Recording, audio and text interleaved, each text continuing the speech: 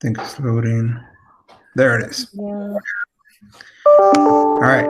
The book is called Two of Everything by Lily Toy Hung.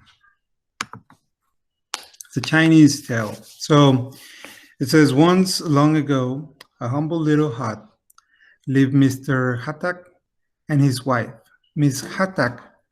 They were old and very poor. What little they ate came from their tiny garden.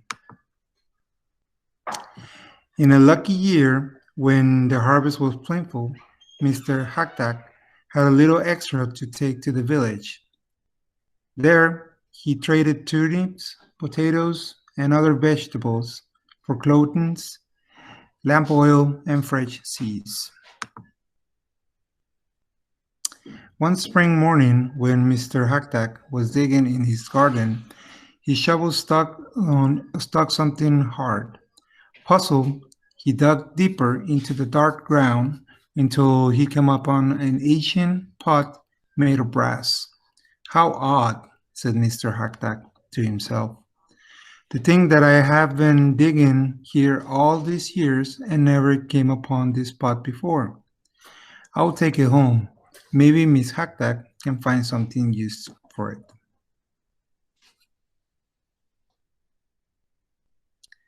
The pot was big and heavy for old Mr. Haktak. As he stumbled along, his his purse, which contained his last 5 coins, fell to the ground. He tossed it into the pot for safekeeping and staggered home. His wife greeted him at the door. Dear husband, what strange pot? Mr. Hakta explained how he found the pot. I wonder what we can do with it, Miss Haktak. It looks too large to cook in and too small to bathe in. As Miss Haktak leaned over to peer into the pot, her hairpin, the only one she owned, fell in. She felt around the pot, and suddenly her eyes grew round with surprise. Look, she shouted. I pulled out two hairpins, exactly alike, and two purses too. Sure enough, the purses were identical, and so were the hairpins. Inside each purse were 5 golden coins.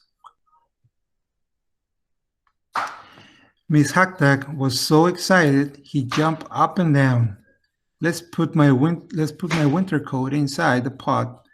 If we are lucky again, the pot will make 2 coats, and then we will both stay warm. So into the pot went the 1 coat, and out came 2 coats. They began to search the house and quickly put more things into the magic pot. If only we had some meat, wished Mr. Haktak, or fresh fruit, or one delicious sweet cake. Miss Haktak smiled. I know what we can do. We can get anything we want, she said. She put their 10 coins into one purse, then threw into the pot. She pulled out 2 purses with 10 coins in each. What a clever wife I have, cried Mr. Haktak.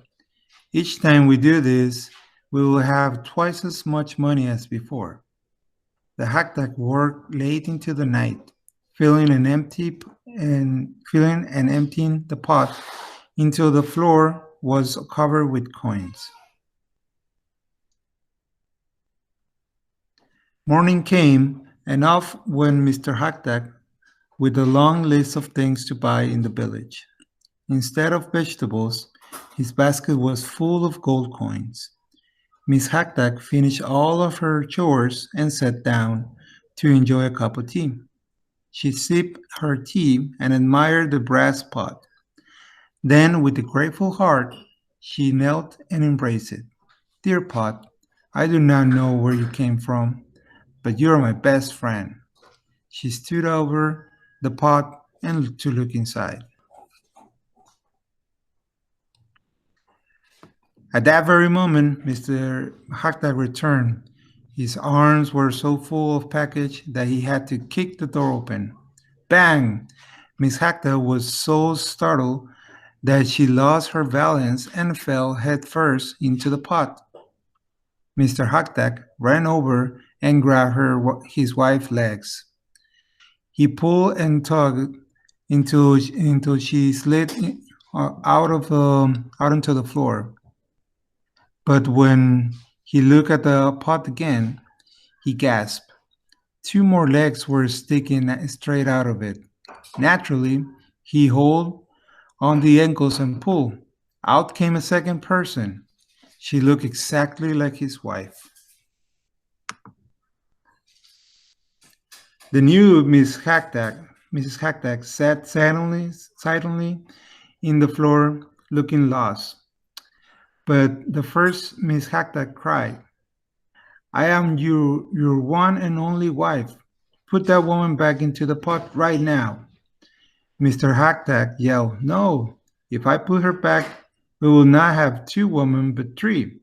One wife is enough for me." He backed away from his angry wife and tripped and fell headfirst into the pot himself. Both Mr. Haktak rushed to rescue him. Each grasped an ankle, and together they pulled him out. There were two more legs in the pot, so they pulled out the other Mr. Haktak too. Just what use does one Mr. Haktak have for another? Mr. Haktak cried angrily. The pot is not as wonderful as we thought it to be. Now, even our troubles are beginning to double. But his wife had begun thinking while he was yelling. "Calm down," she said. "It's good that the other Mrs. Haktak has her own Mr. Haktak. Perhaps we will become best friends. After all, we're all so alike. He will be a brother to you, and she will be a sister to me. With our pot, we can make two of everything. So there will be plenty to go around." And that is what they did. The Haktaks built two fine new homes. Each house has identical teapots, rice bowls, silk embroideries, and bamboo furniture. From the outside, the houses look exactly alike, but there was one difference.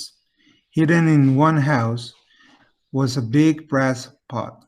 Of course, the Haktaks were always very careful not to fall into again.